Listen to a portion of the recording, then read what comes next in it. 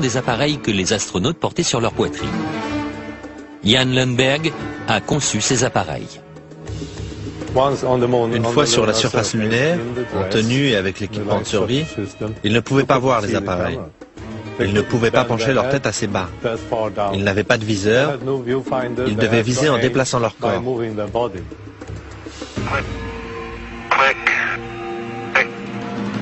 Si les appareils étaient si difficiles à manipuler, comment des milliers de photos ont-elles pu être prises avec une clarté cristalline et un cadrage précis? En apparence, ces photos prises sur la Lune sont absolument parfaites. Mais en les examinant de plus près, Kaysing a fini par découvrir certains défauts. Des erreurs malheureuses ont été commises qu'aujourd'hui on commence à découvrir. Principal problème, l'éclairage.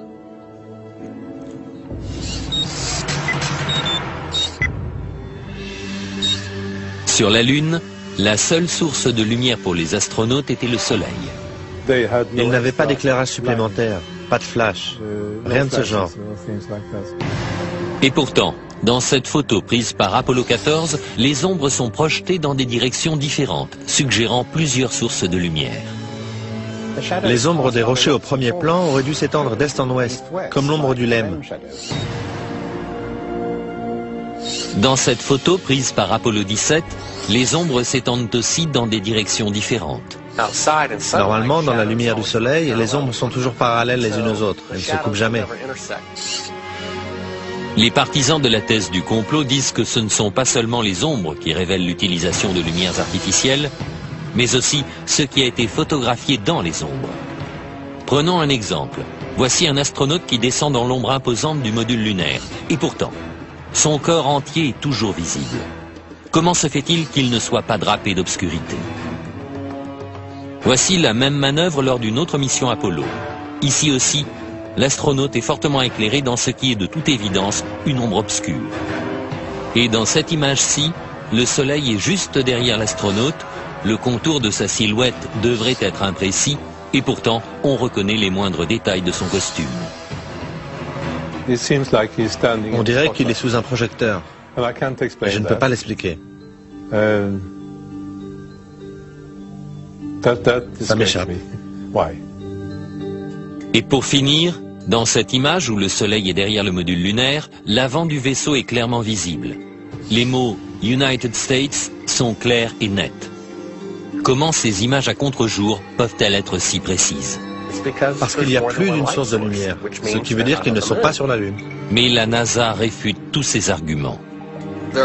On conteste beaucoup l'authenticité des photos prises par Apollo. Et les objections sont si nombreuses que ce serait une vraie perte de temps de répondre à chacune d'entre elles.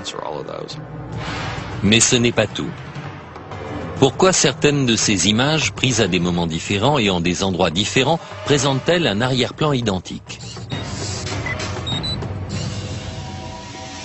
Ces deux photos semblent avoir les mêmes montagnes pour toile de fond. Et pourtant, le module lunaire n'est présent que sur l'une d'entre elles. Ce qui est tout simplement impossible puisque le LEM ne s'est jamais déplacé et que sa base est restée sur la Lune.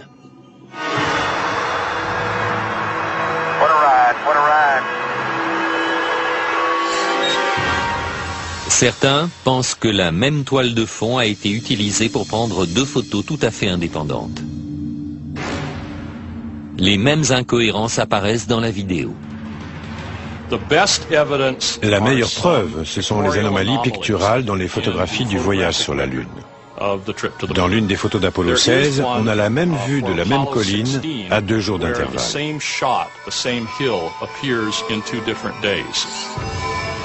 Cette vidéo a été prise lors de la première des excursions lunaires d'Apollo 16. Et celle-ci, le jour suivant, à un autre endroit. La NASA prétend que le deuxième site était à 4 km, mais si l'on superpose les deux vidéos, les sites se révèlent identiques. Les partisans de la théorie du complot voient là une preuve que nous ne sommes pas allés sur la Lune. Pour leurs adversaires, c'est juste une erreur de montage.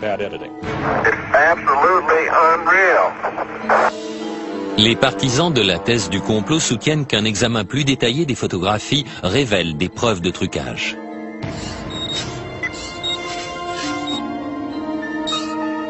Des croix étaient gravées dans les appareils photo,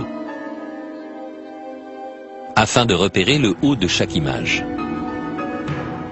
Mais dans cette photo, le repère est derrière le patrouilleur lunaire.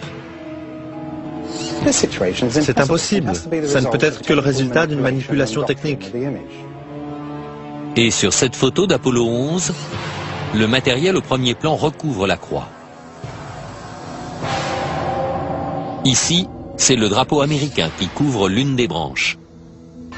Et l'astronaute couvre l'autre.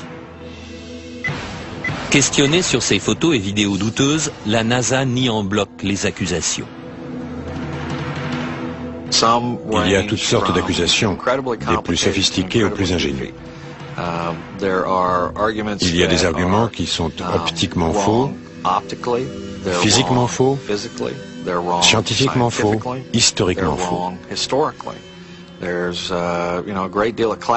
Il y a beaucoup d'âneries là-dedans.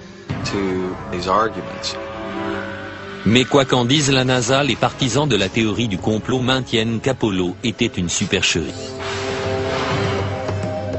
Après avoir regardé toutes les photos et tous les films, je suis absolument convaincu que nous ne sommes pas allés sur la Lune. Je suis prêt à jouer ma vie là-dessus. Et maintenant, la tragédie frappe le projet Apollo. Le projet pouvait être tué dans l'œuf.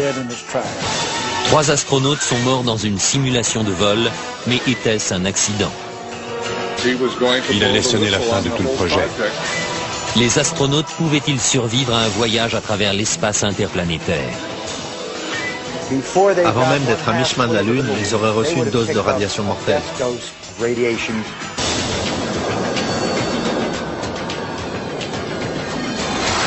S'il y a vraiment eu complot, comment la NASA a-t-elle pu organiser une aussi vaste supercherie sans que quelqu'un ne tire la sonnette d'alarme de l'intérieur? Virgil Grissom, dit Gus, fut sélectionné pour faire partie des 7 premiers astronautes. Père de famille et vétéran de plusieurs vols spatiaux, ce héros national allait sans doute être choisi pour être le premier homme à marcher sur la Lune. Mais Grissom était aussi un adversaire déclaré du programme spatial. Il aurait affirmé « Quelqu'un va être tué ».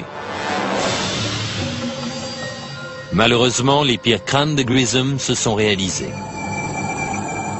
Le 27 janvier 1967, 2 ans avant le premier alunissage, Grissom et son équipe embarquèrent dans la capsule Apollo 1 pour une simulation grandeur nature.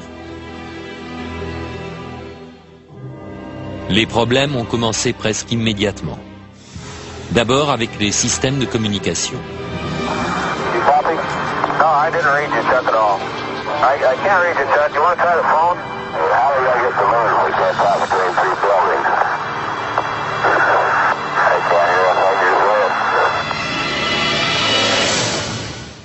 Tout d'un coup, la capsule s'enflamme avec les astronautes enfermés à l'intérieur.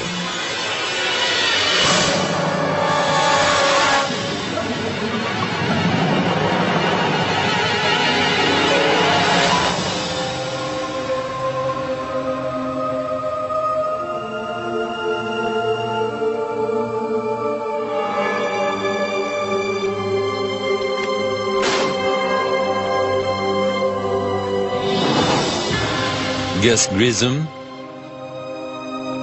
Ed White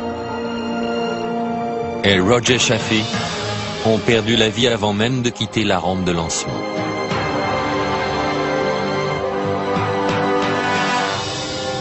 La famille de Gus Grissom pense que l'incendie d'Apollo 1 n'était pas un accident. Je crois que c'était un sabotage volontaire.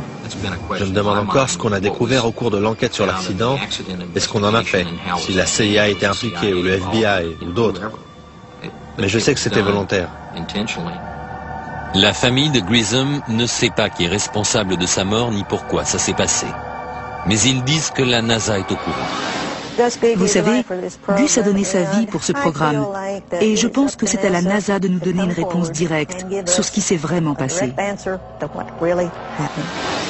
Gus Grissom et les astronautes d'Apollo 1 furent-ils les victimes d'un accident tragique Ou les a-t-on volontairement réduits au silence parce qu'ils en savaient trop?